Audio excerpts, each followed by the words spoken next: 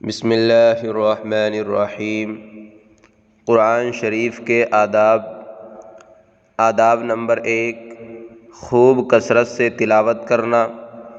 آداب نمبر 2، جس مکان میں قرآن کریم رکھا ہوا ہو اس مکان میں صحبت نہ کرنا، یعنی ہم بستری نہ کرنا اور نہ ہی سطر کھولنا۔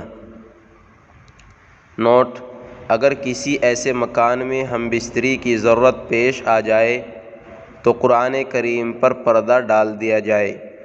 آداب نمبر 3، قرآن کریم پر کوئی کتاب یا سامان رکھنے سے احتراز کرنا۔